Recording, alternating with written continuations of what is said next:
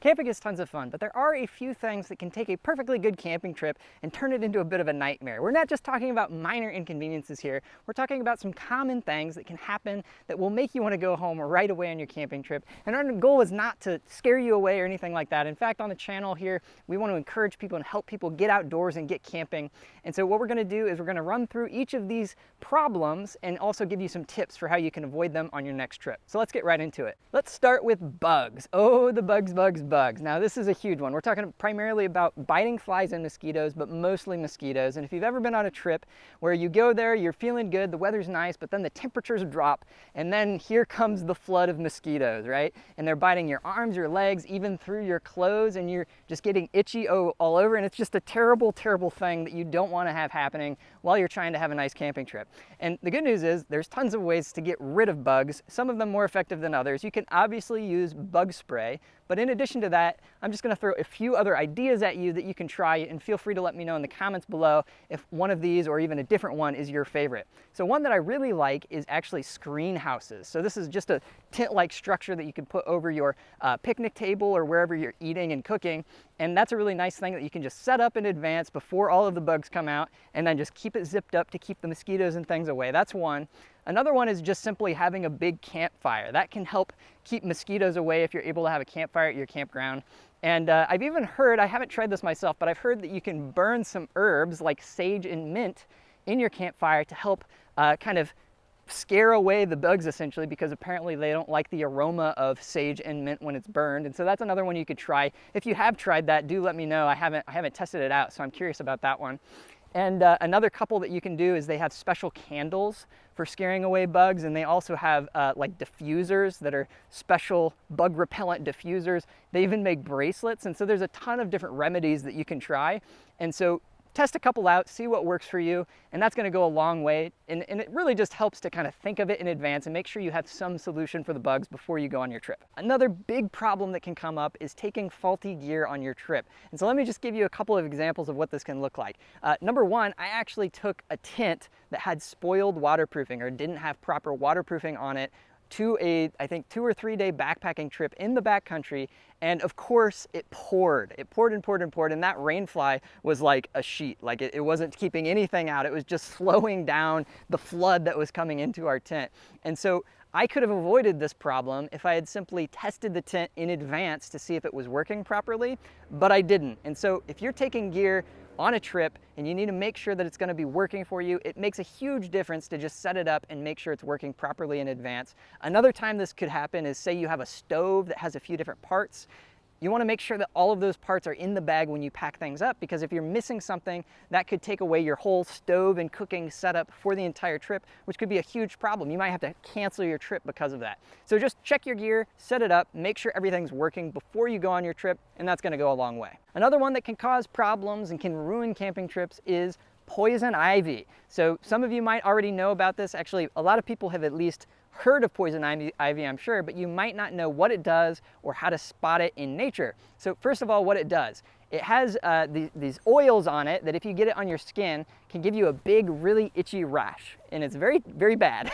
So you don't want this poison ivy rash, and you get it just by coming into contact with the poison ivy plant.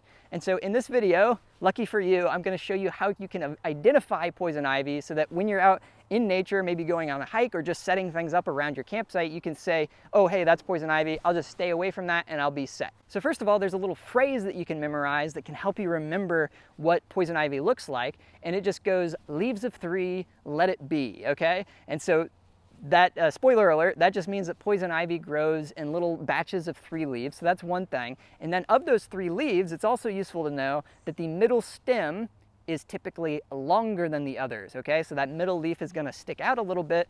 And then another thing that sometimes happens, this is not always true of all poison ivy everywhere, but sometimes when you look at the leaves, the side leaves, so not the middle one, but the side leaves, look like mittens. They look like little mittens there on the side because they have this little lobe there that kind of looks like a thumb. And so that's another thing you can look for. And then when they have the berries on, they have these little tiny hard white berries, and you don't want to touch any of this stuff, including the berries probably, so kind of stay away from it. But if you see white berries, that can also be a sign that you're looking at poison ivy. And it also grows in vines, so you might see it growing up up trees or on fences or things of that nature. And if you look closely at the vines, you can tell that it has a lot of little hairy, like little hairy legs or little hairy roots coming off of it and grabbing onto whatever it's climbing. And so if you see something like that, then there's also a pretty good chance that you're looking at poison ivy. And so those are some things you can use to identify it so that you can make sure you don't touch it, so you make sure you don't get any itchy rash. So that's another one. Next up, crappy clothes. Whether a particular outfit suits an occasion depends a lot on context. For example, you wouldn't wear a clown outfit to a formal wedding. Unless, of course, the wedding is for clowns, in which case, good for them. But my point is, the context matters. And if you wear your normal everyday clothes and that happens to be like jeans, t-shirt, maybe a sweater, but it's all cotton, this can be a problem for camping trips because cotton is something where, especially if you're doing other activities while you're camping, like going to the beach or going hiking or something like that, it's really heavy. And when it gets wet, it gets really cold. And so a lot of outing gear, like clothing in particular, is made out of polyester, nylon, wool, these materials that either A, dry faster, or B, stay warm when they're wet. And cotton doesn't really do either of these very good. And so just think about whether or not the clothes that you normally wear are suitable before going ahead and just throwing them into your gear bag for your trip. And so make sure you've got the right clothes for the situation, in this case camping, and that's gonna help out a lot. Next up is being reckless around wildlife. I've seen the headlines, I'm sure you've seen the headlines, and I don't wanna see any more headlines like this. It's stuff like, visitor gets mauled by a bear at a national park. Somebody gets rammed by a bison or a moose at an outdoor recreation area. It's stuff like this that happens that can really scare people away from going on outdoor trips or visiting national parks and places like that. And it's really a shame because a lot of the times the reason that happens is because the visitor was actually being reckless around that animal, such as getting too close to try to get a picture, or maybe they left food out that would attract animals when they weren't supposed to, or if they were supposed to pack it away in a bear vault or something like that. And so it's just really important that when you visit these outdoor recreation areas that you just check in advance, okay, what kind of wildlife do they have around, and are there any precautions that I need to take to make sure that I'm keeping myself and also the wildlife safe? And so that's a huge one that you need to pay attention to, and hopefully you and I and all of us can prevent more of those headlines coming up in the future. Next up, let's talk about another huge one that happens to people all of the time, and that is just getting a terrible night's sleep while you're camping. And if you're camping for a few days or even a week, this sort of compounds on itself and makes your experience even worse. So it's important to be able to get good sleep while you're out there, and there are a number of reasons that people sleep poorly when they're camping. So I'm just going to run through a few of them, and we're going to see if we can solve them with a few tips here in this video. First of all is just simply being too cold in your sleeping bag at night. Especially in the summer, it can be very easy to underestimate how cold it will get at night. And this is even more of a problem in certain geographies. For example, if you're camping at elevation or you're in a mountainous area, then you can have colder temperatures than you might expect. And so it's really important to check the expected low temps for the night and make sure that your sleeping bag is rated for more than that. In other words, it's going to keep you warm at a temperature lower than the expected nightly lows. And as a general rule of thumb, it's a good idea to even go a little bit further. So for example, if the expected nightly low temperature is 40 degrees Fahrenheit, then give yourself at least 10 degrees of buffer and bring a sleeping bag that has 30-degree or lower temperature ratings to make sure you're going to be warm enough. It can also help to bring some extra clothes to wear while you're sleeping, just to make sure you've got an extra thing that you can do, an extra option, just in case you do start to feel really cold. When I go camping, I usually bring a sock cap to make sure that, hey, if I get cold at night, I can just put that on my head to help me keep warm. You could also bring some like base layers to wear, and maybe some extra like warm socks to wear while you're sleeping. So there's some extra things you can do other than just the sleeping bag to make sure you're going to be warm enough. And so keep those in mind as well. The flip side of this one is you could also get too hot, right, when you're sleeping at night, and there's a few things you can do for that as well. So number one, it helps to just bring a light sheet so that you can sleep outside of your sleeping bag if the temperatures get too warm. This is something that I usually do in the summer when I'm camping. I'll just bring a sheet in addition to my normal sleeping bag so that I have something that I can use other than my super warm sleeping bag to sleep with if, you know, I start to feel really hot and I have trouble sleeping because of that. And another thing that you can do, which some people do if they're car camping and the extra weight isn't an issue, is you can get like little battery powered fans, which might sound kind of silly, but I know some people do that, and I don't personally, but hey, if you get hot when you're sleeping, or if you're a hot sleeper and you need something extra, maybe bring a little battery power fan and see if that helps you out. And I promise I'm almost done talking about sleep now, but sleeping is really important. And so 2 more quick things on it. Number 1, it's also really important that you bring a sleeping pad of some kind. So that could be a backpacking sleeping pad, a nice thick car camping sleeping pad. Could also be a cot or even just like an air mattress from home if you already have one, if your tent is big enough to fit it. And so these are things that you need to have. And I mention that just because I know there are some people who don't know that you need a sleeping pad of some kind to go underneath your sleeping bag. So make sure you bring something for that, because that's going to help you keep warmer if it's cold out.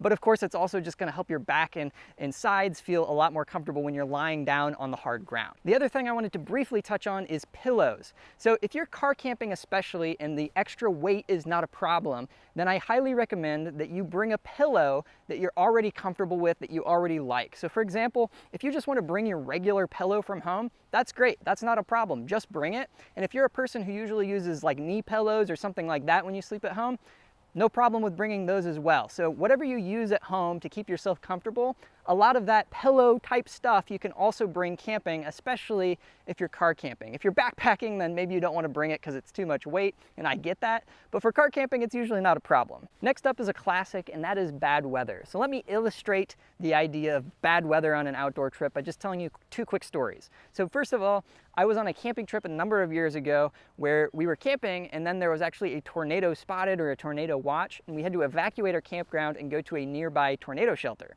and kind of just wait it out until the storm passed. And so that was one situation. And then there was another camping trip a little bit more recently in the last couple of years where I was on a canoe camping trip. So we were canoeing down the river, and then we stopped on a little island to set up our camp and stay overnight. And then in the middle of the night, there was a loud siren that was sounding. It was clearly some kind of warning siren, but we thought it might be tornado. We weren't sure what the warning siren was for. And the next day we actually found out, hey, it was for flooding. And when we woke up in the morning, 2 of our boats had actually almost floated away down the river because the water had risen so much. And so that would have been really useful to know, because if we had known, hey, this is a flood siren, we can, move our boats accordingly to make sure they're not going to be floating down the river and getting caught up by that flood water. And so I just want to tell you a couple practical things that you can do to make sure bad weather doesn't become a problem for you on your trip. Number 1, of course, check the weather, right? You want to see what's in the forecast, and there is no shame in canceling or postponing your trip if the weather does look bad. And in fact, that's probably going to help you have a better experience overall, and it can prevent you from getting into some sort of dangerous situation. And so that can be a good idea.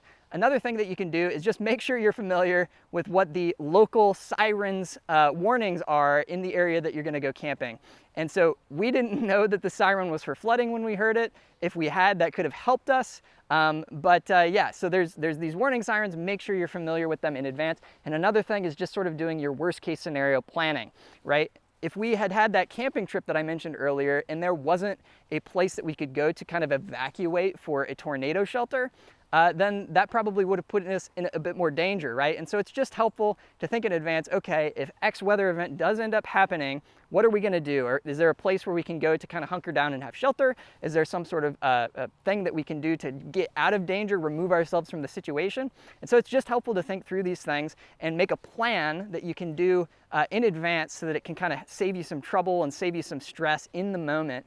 And these are just a few things. This is not a comprehensive list, but hopefully this gets your gears turning so that you can help kind of make your own decisions when it comes to preparing for bad weather. I hope you found the tips in this video helpful. And if you have your own tips, or maybe I've missed something in this video, feel free to leave them down in the comments below so that other people can benefit from those as well. And if you like camping in the outdoors and that sort of a thing, I'm posting new videos like this one every Wednesday, so subscribe and come back for the next one. I'll see you there. Bye.